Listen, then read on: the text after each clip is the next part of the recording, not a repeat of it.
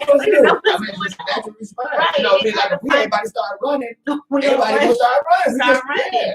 And then come to find out it was Timothy McVeigh and Terry Nichols, two white boys, right? Yeah. But you know, they don't take a Ku Klux Klan member and put them in a terrorist facility when they didn't terrorize somebody. Right. So and that could have been applied way back then for what they've done now. Because think about it, like you just said, y'all in Oklahoma, and y'all just put that on them folks. Without, I mean, as soon as the news started airing that the Oklahoma City the Murrah Federal Building had got blown up, they started looking for terrorists, like not terrorists, but people of Muslim descent. Muslim, and so everybody looking at their co-worker, did you do this? You know, whatever. And then it turned out to be some country old white boys. Exactly, who want to do what they want to do. Right, but they didn't send them to a terrorist facility though. That's the point I'm trying to make. Look at Larry Hoover. Okay, Larry Hoover organized growth and development. He's not allowed to talk to any humans. Him and Jeff Ford. They're not allowed to talk to any humans right now. Now these are old ass men now. But 20 years later. Shit, longer than that. I don't think was I born yet. I don't think I was even born when all that happened yet. When did it happen? Like the mid 70s, early 70s? Well, I know in '96 when I left, he was already in. He was already in prison. But then they gave him that other charge to where he was going to never get out. So if I'm just going back from '96, that's been over 20 years. But I died in '96. Here's the thing I'm trying to make about him: you won't let him talk to any humans. But every time a growth and development member or a gangster disciple does something, try to put it back on Larry Hoover. How is he? Is he got some? What is it, osmosis or telekinesis? He got telekinesis and he doesn't remember if he was. You know what? And that's true. So it's like, so I'm like, okay, the man is old. You won't let nobody talk to him. So how is he getting information? Right, man, just kind of kill me. Don't tell me I can't talk to nobody. I mean, I mean, you're right, because he has been in solitary confinement all of this time. All this time, it's a lot.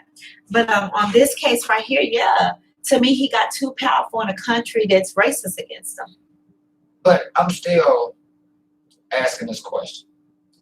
They gave this man all of this time for $11,432. Well, they try to say it's a list of all these charges. Now, like he was saying with the religious thing, if in his culture, in his religion, if you go to the pastor and say anything, you have to pay. And they know this. So why are you complaining if I know just to have a conversation with you, I got to give you some money. I can't go back and get mad because I don't like that conversation. It don't matter. Just to talk to you, I have to pay you. So he said that they'll come and they'll say, I'm having marital problems. Okay, well, if you need help with your marriage, it's $10,000. You can walk out the door and go home. You ain't got to pay this $10,000. But if you pay it, then I got the disclaimer that says that I am not a God. And all I can do is be a link between you and the God and do my best to give you clarity. But if you still have issues, you can't sue me. Because that's what's the difference between her and Call Me Now. Fortune teller people. Oh, but no, they locked her up too, though. Who? You remember the lady that used to do Miss Clara, whatever her name was? But I see exactly what you're saying. Like, I'm not manipulating you. This is what I'm charging you for you to consult with me or to speak to you. But you know this. You're Hindu, so you know to go talk to your high priest? To go talk to your high priest, you got to pay him. So you know this.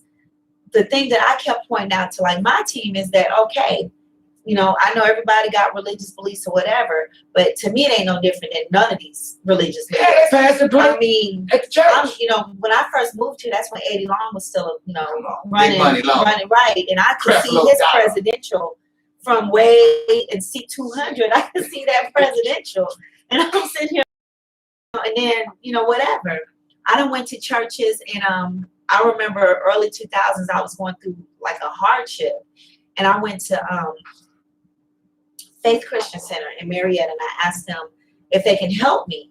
And because I was going to the church, but because I had never put my money in an envelope in my name so they could see how much I was giving, they was only going to give me a loan. So I had to give them my bank account information so they can pull that money back out until they got it back. And I was just like, I called my mom. I was like, I said, when the churches started giving out loans, I thought, you know, because when I grew up, we tell the pastor, look, this was what's going on. Right. After church, he'd have everybody there. You know, y'all Ms. Damita about to get her lights cut off. So everybody give what they can. Right. That's fine. I'm not saying that. Right. That's what the church is supposed to be for. Right. For support. You know what I mean? And it's funny that you say that because even my mom was saying they have books on who paid the tithes. Right. So they put your name in this book. And they'll tell you. And if you ain't put in nothing, you can't get nothing out. Well, you ain't, Sister Damita, you ain't been paying your tithe.